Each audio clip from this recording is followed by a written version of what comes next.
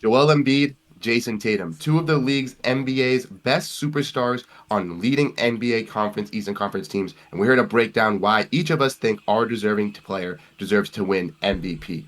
I'm Bruce Velez from Celtics Digest. We have Casey Brennan here from Sixers Digest. And regardless if you guys are watching this on Sixers Digest or Celtics Digest, we'd like to say thank you guys for watching this video. And we're going to break down the way we think each player deserves to win MVP and why we think so, looking at the season splits, also at the games this season. So if you guys want to make sure hit that subscribe button and welcome to join either the Celtics or Sixers Digest family, you Or guys both. can. If not, and you guys want to support the other channel as well, just to support the Digest family, would greatly appreciate it. I'm going to hand off the ropes to Casey so she can introduce herself, and then we'll get introduced right into the topics. Hey guys, if you're watching on Celtics Digest, I'm Casey Brennan of Sixers Digest. Usually my little spiel at the beginning is hit that subscribe button so we can beat out Celtics Digest and subscribers. But today we come together for a harmonious discussion on MVP debates and just where we're at here today.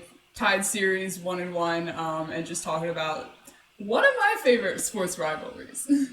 Same here. The Celtics and the Sixers have had a back and forth rivalry for the past couple years in the playoffs. I would say the Celtics may have gotten the best of the Sixers in the recent years, but it's definitely a rivalry too that is very exciting and has happened in the last couple years, leading up to last year's playoffs as well. So let's break down talking about this in series matchup that we've had so far. The Celtics and the Sixers so far have split the series 1-1. They have a matchup ahead of us on Friday, which is going to be an impactful one. In the first matchup that we played, I believe the Celtics came up short to the Sixers, where the Sixers took a command in the series. The Celtics did not play that great. Jaylen Brown was not that dominant, and Joel Embiid was very dominant in the paint, and the Celtics could not really attack the paint that well. In the second game, though, the Celtics had no Jaylen Brown and no Kristaps Porzingis, and ultimately had a great rally with the bench. Drew Holiday came and played great. We had great performances from Sam Hauser, Drew Holiday, and the team came all as a whole to beat the 76ers. Joel Embiid had a little bit of a lackluster game in that second one. Let me know what your opinions are on so far. Am I right on that, Casey? Yeah, I mean, it was definitely kind of a little mixed match because the first game felt like very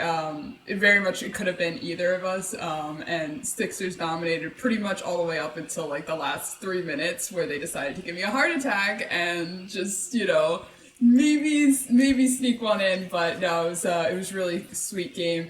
The second one, however, you're right. There was no Kristaps Porzingis, and we should have won that game with the amount of injuries on your guys' side, but we just couldn't pull it out. So coming up this Friday, I'm very curious of what to expect. Of course, I think that the Sixers are going to pull it out. We just had a fantastic game.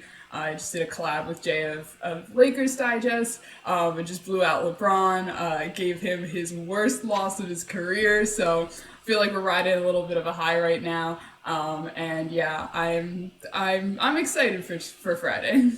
Same here. I think it'll be a great matchup. Obviously, the Celtics will be without Kristaps Porzingis again in this matchup versus Joel Embiid. So Joel Embiid might have a little bit of an easier matchup in the paint versus the Boston Celtics. But the Celtics' great guard duo of Drew Holiday, you know what I mean? I know in our conversation you said you miss having Drew Holiday. Him and Derek White have been terrific for this Boston Celtics team. And I know Tyrese Maxey's been one of your guys' best guard. They're going to have to do their best to lock him down and make sure that they ensure that he doesn't go off on like a 30 or 40 point game to help Joel Embiid. But I'm very excited to see this matchup. Obviously, they'll have a couple more matchups in the season as well. I know that we've played a lot so far in the regular season. It feels like, we're only 18, 20 games in. We've already played each other 3 times. It's kind of crazy. But Yeah. I'm very excited to see how these matchups go. And I think that the Celtics obviously are going to win. I'm going to vouch for that just because obviously I'm a little bit biased, but I think it will be a great matchup, and I think it'll be one for the record books as the Celtics are riding off a little bit of a high of getting that play-in berth for the in-season tournament as well.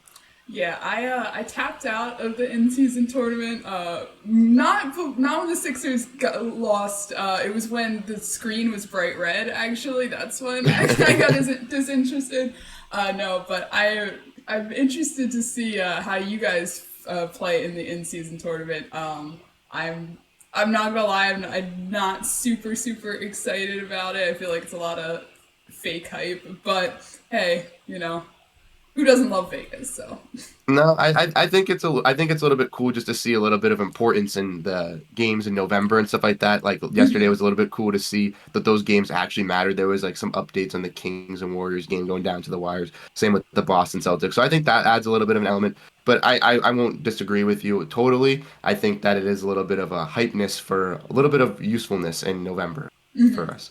But Yeah. let's get into the main news at hand for that we're going to be breaking down, which is MVP race that we want to be talking about. Obviously, you are going to be supporting your guy Joel Embiid. I'm going to be supporting my guy Jayson Tatum over here. But I want to hear what you got to say for your reigning MVP from last year, Joel Embiid. Let me hear your case. Well, obviously, logistic-wise, Joel Embiid is going to have the hardest time winning MVP this year because he is the current reigning MVP.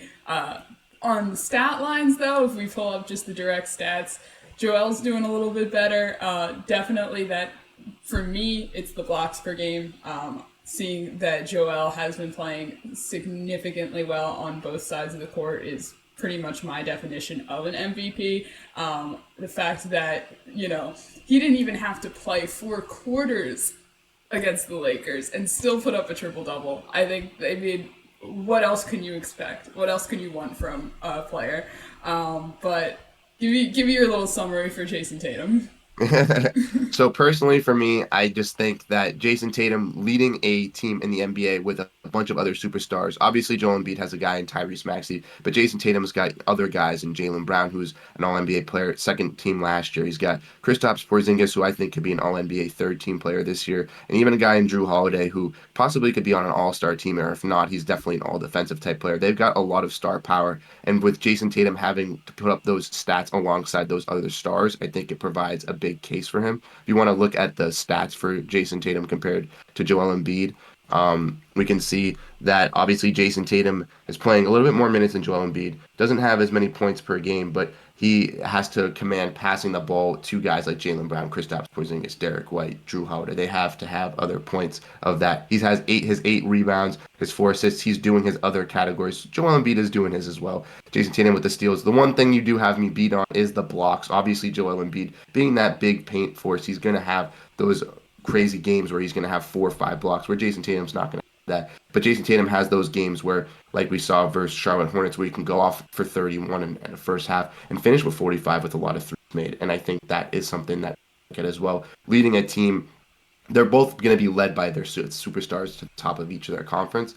Joel Embiid has a little bit less star power, so if he has a little bit better numbers, I can see why. But Jayson Tatum having those great numbers alongside, I think, provides a great case. I will have to push back on you on the minutes per game. He doesn't need to play all those minutes. I'm just saying. Does that stat matter? No, but definitely, like, I've made the argument on this channel before about how Tyrese Maxey is going to be the MVP in 2026. It's already set in stone. Like, nothing can change my mind. And it really is, like, in terms of, like, storyline wise of who's going to make sense as an MVP when you have Tyrese Maxey putting up sometimes more points than Joel several games this season. It kind of, in a very good way, kind of detracts from that possibility. To be honest, I don't think it's going to be Joel or Jayson Tatum. It's I don't want to say it. It's probably going to be Jokic again, but I don't know. I don't know. How about other players? Do you have any besides Joel or Tatum? Anyone you're looking So out at? I think that there will be some definite candidates in the Western Conference, depending on some of these teams. I think, like you said, Jokic is definitely a candidate to be there. I Always think is. someone else that we could look at, 2 other guys that I like in the Western Conference that are guards. We have Shea Gilgeous-Alexander on the City Thunder. I think he has a possibility, depending on how good this Thunder team can be towards the late of the season. And I also think a guy in Luka Doncic, who has been rumored to win MVP for the past couple years as a front runner, but just has not been able to.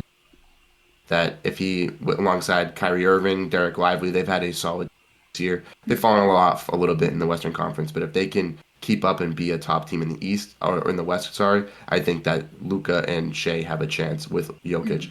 But I personally think that in the Eastern Conference, the top two guys that are going to be front runners are two guys that we were discussing, just because I think the Sixers and the Celtics will be top teams in the East at the end of the season. Definitely. I saw somebody make an argument for LeBron just because of his age, of just like, is he the most valuable player right now? No, but he's also been in the league 21 years, so I don't know. I don't agree with that one. I agree that we got our two front runners right here. Very excited. I think honestly, I think there's with again this split series, we're gonna see a really this game's gonna make a huge impact. I'm excited to talk to you again, whether that's after this game or just in the recent future. Do you have anything else you want to chime in on? I would like to just say the same thing as well, Casey. Shout out to you for with me on this episode, doing my first collab with the Sixers Digest. If everyone else enjoys this content on Sixers, Celtics, if you guys like us combining and doing these duo videos, let us know in the comment section down below so we can make sure that we can get these down. Even we can add some more people. I know that we have Sean from Sixers. We also have Isaac, and we Celtics as well. If we can get even some more people to combine, I think that'd be great. Ultimately, though, I do think, like you said, that it's going to be a great matchup ahead of us on Friday between Tatum and Joel Embiid, and I think that's going to be the true test to see who's going to be one of the leaders coming out of the Eastern Conference. Definitely. Well, thanks again, and I'll see you guys next time. Bye. Yep.